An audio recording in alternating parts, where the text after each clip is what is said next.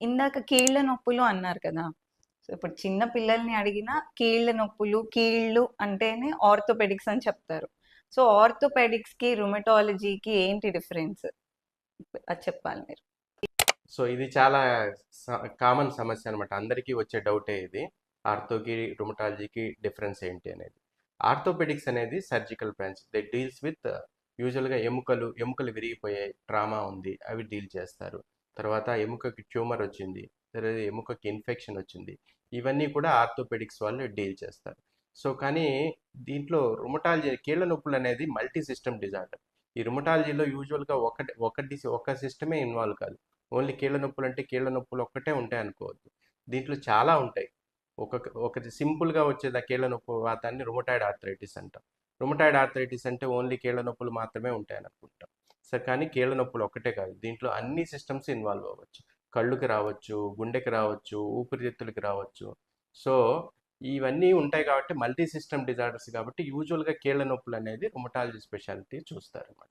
కాకపోతే మా ప్రాబ్లం ఏమంటే ఇంత ముందు దాకా చాలా ఒక 10 ఇయర్స్ వరకు చాలా తక్కువ మంది రుమటాలజిస్ట్ అనేవాళ్ళు చాలా తక్కువ మంది ఉండేవాళ్ళు. కాబట్టి ఎక్కువగా మనకి అవగాహన లేక ఎక్కువగా ఆర్థోపెడిక్స్ దగ్గరికే చూపించుకునేవాళ్ళు. కానీ ఇప్పుడిప్పుడే చాలా మంది రుమటాలజిస్టులు అనేది ఇప్పుడు చాలా సీట్స్ ఉన్నాయి, చాలా మంది వస్తున్నారు కాబట్టి ఇప్పుడిప్పుడు ప్రజల్లో కూడా అవగాహన పెరుగుతోంది. సో రుమటాలజీకి కీళ్ళ నొప్పులు అంటే రుమటాలజీకి కలవాలనే అవగాహన ఇప్పుడిప్పుడే వస్తుంది. అసలు ఎందుకు రుమటాలజిస్ట్ దగ్గరికే రావాలి? మీ రుమటాలజీ డిసీజెస్ ఉన్న వాళ్ళు ఎందుకు రుమటాలజిస్ట్ దగ్గరికి రావాలి? ఇప్పుడు వేరే బ్రాంచెస్ కూడా ఉన్నాయి కదా. నీకు ఇప్పుడు హెడేక్ వచ్చింది, ఎవరి దగ్గరికి వెళ్తాం? న్యూరాలజిస్ట్ దగ్గరికి వెళ్తాం. సో అది సో హెడేక్ అనేది ఎంబీబీఎస్ డాక్టర్ చూడొచ్చు, ఎండి డాక్టర్ చూడొచ్చు, న్యూరాలజిస్ట్ చూడొచ్చు. సో వీళ్ళందరిలో ఎవరు బాగా చూడగలరు హెడేక్ని? న్యూరాలజిస్ట్ చూస్తారు. న్యూరాలజిస్ట్. ఎందుకు? స్పెషాలిటీ అది కాబట్టి. సో అందుకే సో దీంట్లో కూడా కీళ్ళ నొప్పులు ప్రాబ్లమ్స్ అయినా కానీ ఇవన్నీ చూస్తూ ఉండొచ్చు. ఎవరు? ఎంబీబీఎస్ డాక్టర్ చూడొచ్చు, ఎండి డాక్టర్ చూడొచ్చు, డిఎం డాక్టర్ చూడొచ్చు. సో డిఎం రుమటాలజీ అనేది ఎస్పెషల్లీ దీనికోసమే ఒక 3 ఇయర్స్ మనీ ఎక్స్ట్రా చదువుతాం అనమాట. సో దీంట్లో అందులో ఇవన్నీ కూడా చెప్పాను కదా, ముందే చెప్పండి, డయాగ్నోసిస్ కొంచెం కాంప్లెక్స్గా ఉంటుంది. తర్వాత వచ్చేసి ఈ జబ్బుకు ట్రీట్మెంట్ కూడా కొంచెం కాంప్లెక్స్గా ఉంటుంది. సో వీటన్నిటికీ అవగాహన అనేది రుమటాలజిస్ట్కి చాలా ఎక్కువ ఉంటుంది.